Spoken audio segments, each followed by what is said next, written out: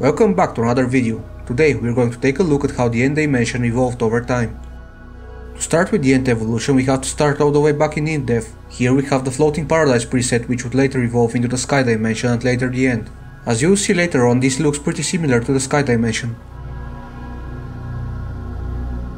We already have some concepts that will stay forever. The terrain is floating islands, time is stuck at noon, you can fall off the map, and hostile mobs do not spawn on the surface. Next, let's move on to beta 1.7, where we will check out how the sky dimension and the beta of the end dimension look. Here's my modded beta 1.7.3 client. I have made a working portal to the sky dimension, so let's go there.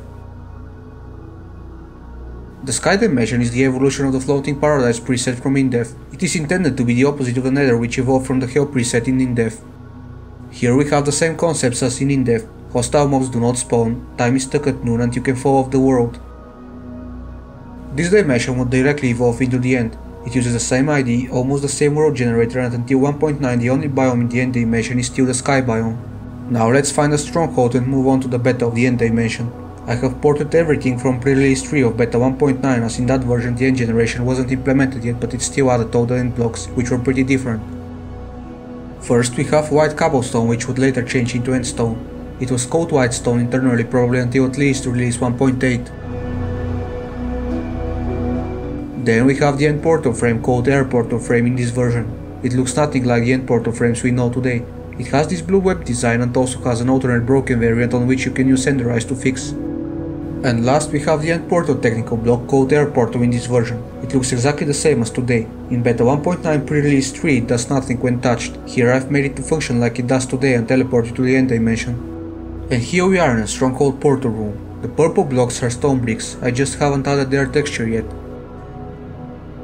As I still haven't added the logic to place the end portal once the frame is repaired, I will place the end portal blocks manually. And here's how the end would have looked like with this white cobblestone.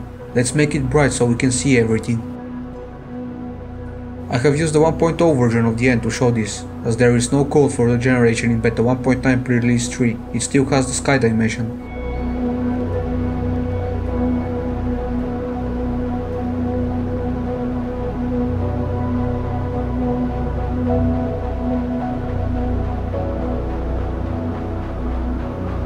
Next, let's move on to release 1.0.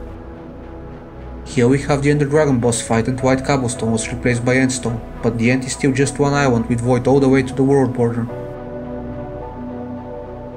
Afterwards we have a minor change in release 1.3 where the Skybox texture got replaced from this old color static to a purple static which is still used to this day. Moving on to a release 1.9 snapshot, the end is pretty much the same as today. We have the outer islands, revamped Ender Dragon fight and 10 cities. The difference in this snapshot is in the end city ships. As a elytra wasn't implemented yet, there is a beacon in the ship instead of an elytra.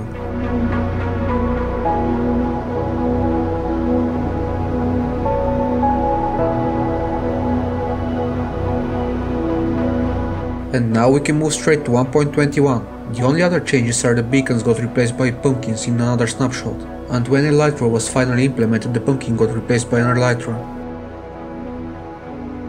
Here the only notable thing is that the terrain generation got bugged back in 1.14. If you go to around 370,000 blocks, the terrain generation gets cut off and you have a few 100,000 blocks of void before terrain generates again, and this repeats until the world border.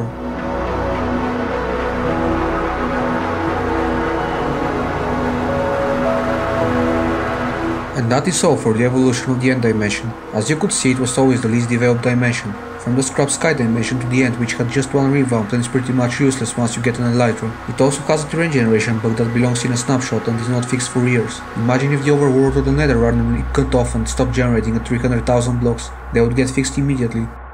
And that is all for this video. If you enjoyed it, leave a like and subscribe. I hope I will see you again next time.